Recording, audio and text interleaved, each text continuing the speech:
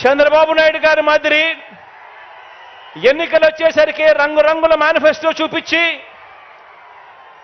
ఎన్నికలు వచ్చేసరికి రైతన్నలను ఎలా మోసం చేయాలి, అక్క చెల్లెమ్మలను ఎలా మోసం చేయాలి, అవ్వ తాతలను ఎలా మోసం చేయాలి, చదువుకుంటున్న పిల్లలను ఎలా మోసం చేయాలి అని చెప్పి దిక్కుమాలిన ఆలోచనలు చేసి రంగురంగుల మేనిఫెస్టోలలో వాళ్ళందరినీ కూడా మోసం చేసే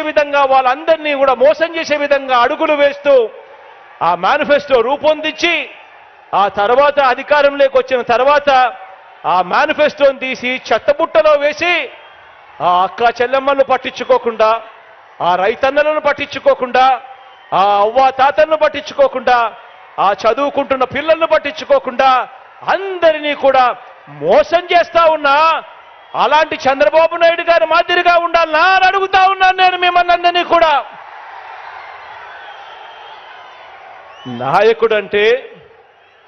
నాయకుడంటే ఒక మాట నోట్లో నుంచి వచ్చిన తర్వాత, మరీ ముఖ్యంగా ఎన్నికల మేనిఫెస్టో, ఎన్నికల ప్రణాళిక అని చెప్పి ఒక మేనిఫెస్టో రిలీజ్ చేసిన తర్వాత కష్టమైనా కూడా నష్టమైనా కూడా ఆ మాట మీద నిలబడగలిగిన వాడే నాయకుడు అని చెప్పి సందర్భంగా తెలియజేస్తా ఉన్నా.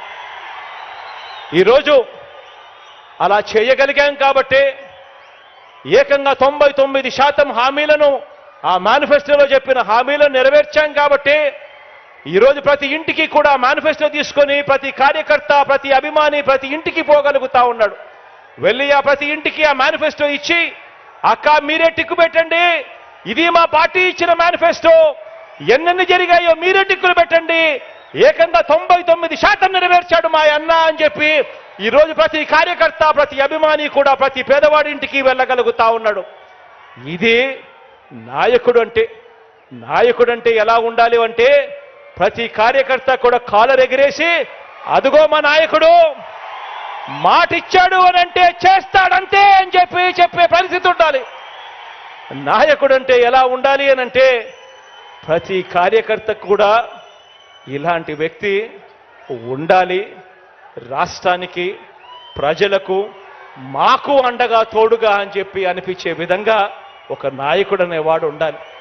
ఈరోజు నేను గర్వంగా కూడా చెప్తా ఉన్నాను, ఈరోజు ప్రతి గ్రామానికి మనం మంచి చేశాం, ప్రతి ఇంటికి మంచి చేశాం, ప్రతి పేద కుటుంబానికి మంచి చేశాం, ప్రతి పేదకు వారి భవిష్యత్తుకు ఈరోజు అండగా నిలబడగలిగాం.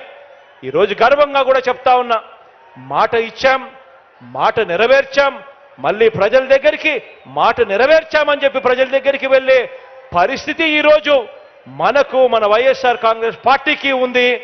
అందుకే అడుగుతా ఉన్నా, అందుకే చెప్తా ఉన్నాను, వచ్చే ఎన్నికల్లో మన టార్గెట్ 175కు 175 అని అడుగుతా ఉన్నాను. వచ్చే ఎన్నికల్లో మన టార్గెట్ 25 ఎంపీలకు 25 ఎంపీలు అని అడుగుతా ఉన్నాను.